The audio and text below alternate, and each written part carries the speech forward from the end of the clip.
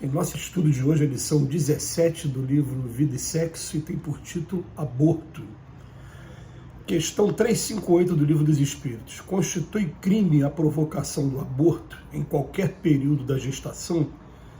Resposta. Há crime sempre que transgredis a lei de Deus. Uma mãe ou quem quer que seja cometerá crime sempre que tirar a vida a uma criança antes do seu nascimento. Por isso que impede uma alma de passar pelas provas a que serviria de instrumento o corpo que se estava formando.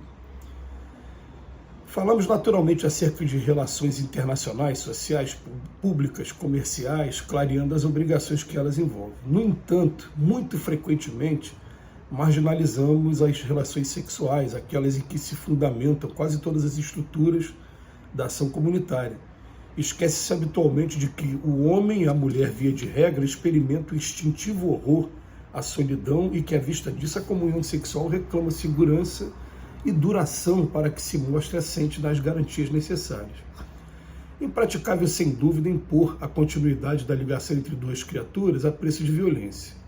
No entanto, em face das contingências e contratempos pelos quais o carro da união esponsalícia deve passar pelas estradas do mundo, as leis da vida, muito sabiamente, estabelecem nos filhos os elos da comunhão entre os cônjuges, atribuindo-lhes a função de fixadores de organização familiar.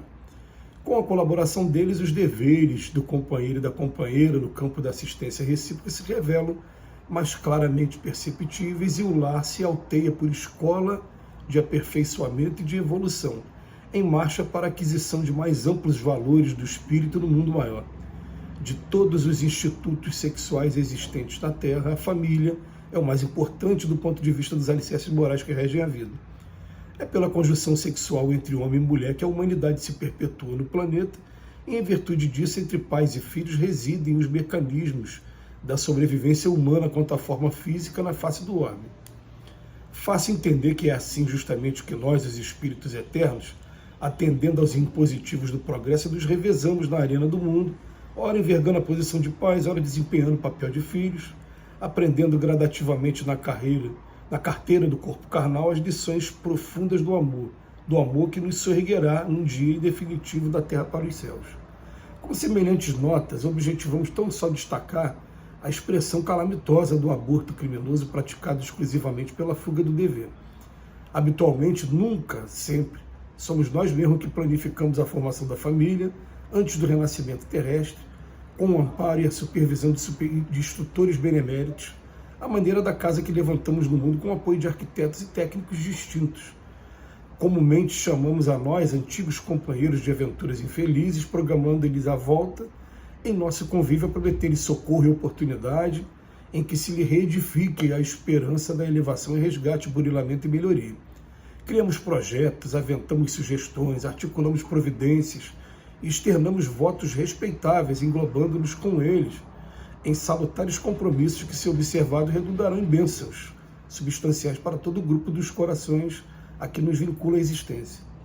Se, porém, quando instalados na Terra, anestesiamos a consciência, expulsando-os de nossa companhia, a pretexto de resguardar o próprio conforto, não lhe podemos prever as reações negativas e, então, muitos dos associados de nossos erros de outras épocas, ontem convertidos no plano espiritual em amigos potenciais, a custo de nossas promessas de compreensão e de auxílio, fazem-se hoje, e isso ocorre bastas vezes em todas as comunidades da Terra, inimigos recalcados que se nos entranham a vida íntima com tal expressão de desencanto e azedume que, a rigor, nos infundem mais sofrimento e aflição do que se estivessem conosco em plena experiência física na condição de filho e problema, impondo-nos trabalho e inquietação.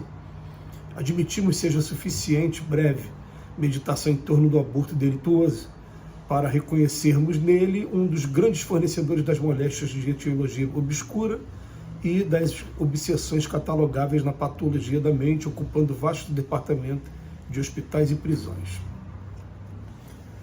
Meus amigos, esse tema é um tema que ele está bastante atual, aliás, como nunca esteve, e a gente observa alguns companheiros respeitosos que defendem a tese de que a mulher tem o direito de dispor do seu próprio corpo. E a gente aqui, como espírita, não só baseado nas informações que os espíritos trazem para a gente, como essa aqui do Emmanuel, mas principalmente baseado na experiência que a gente tem de estar estabelecendo comunicação com os espíritos, a gente roga a que vocês deem atenção a essa nossa posição. Os espíritos falam de maneira muito grave quando vão dizer respeito ao aborto. Vem dizer para a gente que, na verdade, os espíritos, eles fazem a programação deles para virem aqui para a Terra, muito antes, como tem programação reencarnatória, como o Emmanuel diz, e que, quando a gente chega aqui, a gente vai encontrar uma legislação que só autoriza o aborto quando ele for decorrente de crime de violência sexual ou quando estiver colocando em risco a vida da mãe. Foi criado recentemente, nos últimos 10 anos, uma terceira figura, também foi o caso, não foi nem jurídico, né? Não foi nem legal, aliás, foi jurídico, de criança anencéfala também poder ser abortada. Mas a gente vai perceber o seguinte, a gente vai perceber que esses espíritos que estão vindo nascer com a gente agora, eles têm vínculos com a gente. Esse vínculo pode ser de amizade, como pode ser também de acerto de contas. Então a gente sempre está fazendo uma comparação. A comparação que a gente faz é a seguinte: imaginemos que a gente está dirigindo o nosso carro numa estrada e de repente, sem querer, a gente atropela alguém. Se for uma pessoa muito querida, a gente vai lamentar profundamente, a gente vai colocar aquela pessoa no carro, vai levar para o hospital, vai procurar pagar todo o tratamento e vai procurar compensar aquela nossa atitude de imprudência ou de negligência. Agora, se não for uma pessoa querida, pode ter certeza que essa pessoa ela vai procurar fazer registro em delegacia, depois entrar com danos morais, danos materiais e tudo que puder fazer para cobrar daquela pessoa a atitude de ter cometido esse atropelamento. E é exatamente isso que a gente observa no meio espiritual, o relato dos espíritos e também do tratamento de pessoas que se entregaram à prática do aborto. A gente vai perceber o seguinte, que com pouquíssimas exceções, mães e pais que se envolveram na prática do aborto depois têm depressão. Por quê? Porque, na verdade, Emmanuel terminou de falar aqui no texto, aquele que era uma promessa de amizade se transforma em inimizade e em perseguição espiritual. A gente lembra aqui de um caso, como vocês nunca vão saber de quem eu estou falando, né? Vou falar de maneira impessoal, mas de um rapaz que ele foi procurar o atendimento fraterno na casa espírita, porque ele já passando dos 60 anos de idade, ele estava observando sempre a figura de uma mulher e de uma criança, atormentando durante o sono, atormentando quando ele estava em casa.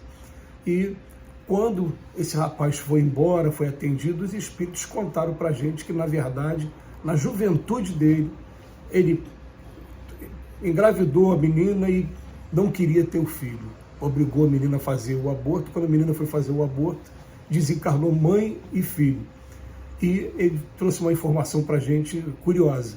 Desde lá até hoje, a mãe e o filho ficaram perseguindo o rapaz. Só agora, com 60 anos, é que ele está começando a perceber e está procurando ajuda na casa espírita. Então é das situações mais graves, isso sem contar que os processos que são, os métodos que são utilizados para a prática do aborto acabam trazendo consequências também no corpo físico. A gente lembra que toda agressão voluntária, consciente ao nosso corpo físico também marca o nosso perispírito, levando as marcas para as próximas encarnações.